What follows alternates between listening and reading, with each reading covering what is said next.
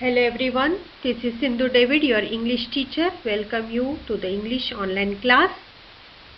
In today's session, I will explain the poem The Schoolboy of your Honeydew book.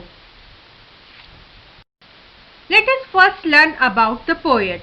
William Blake was born on 28 November 1757 at 28 Broad Street in Soho, London.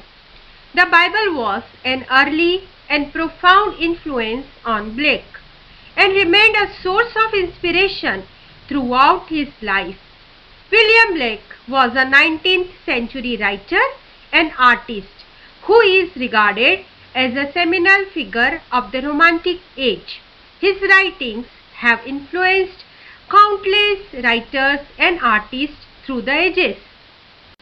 Now something about the poem. The poem The Schoolboy by William Blake is written from the perspective of a young boy who hates going to school in a disciplined way and rather desire to be like the birds. For him, the school is just like a prison which does not allow the creativity of a person to flourish. The poem has been divided into 6 stanzas. The rhyme scheme is AB, A, B, B. The schoolboy in the poem is not a happy child.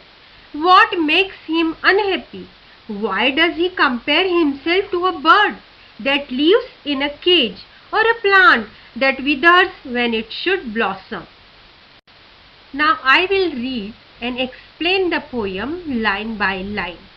So let's start with stanza 1. I love to rise in a summer morn, when the birds sing on every tree, the distant huntsman winds his horn, and the skylark sings with me. Oh, what sweet company! The schoolboy says that he loves to rise in a summer morning. It is the time when the birds sing on every tree. The huntsman blows his horn far away. That is, he makes way towards hunting, and the skylark sings with him. According to the schoolboy, it is his best company and he enjoys it very much. The first stanza of the poem is all about the things which make the schoolboy happy. He likes the bird, loves to rise in the morning and enjoy the activities which happen at that time. The morning time is a time of hope and aspirations. Hence, humans as well as animals wake up in the pursuit of a goal. But to go to school in a summer morn, oh, it drives all joy away. Under a cruel eye outworn, the little ones spend the day in sighing and dismay. In the second stanza, the schoolboy says that going to the school in the summer morning is something which takes away all his joy. In the school, the students have to spend all their day under a teacher who is outdated fashion keeps an eye on the schoolboys so that they may follow the rules and regulation strictly. Thus, the young ones, according to him, have to spend their day in distress and sadness. The second stanza describes the schoolboy's concern over the way school works. The children are kept under strict surveillance and are forced to obey the rules which make their lives joyless. Then at times I drooping sit and spend many an anxious hour. Nor in my book can I take delight, nor sit in learning's bower, worn through with the dreary shower.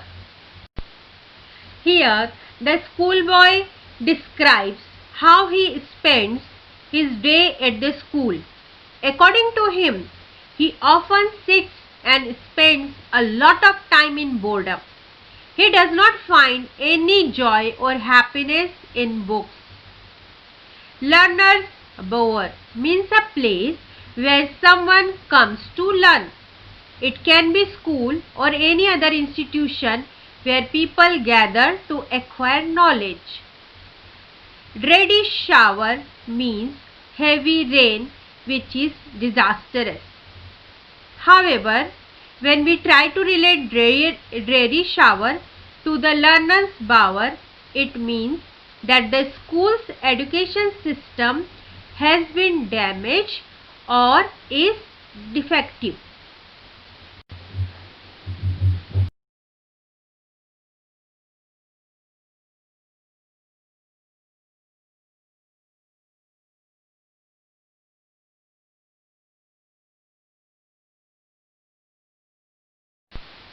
In the stanza 4, the schoolboy raises a number of questions.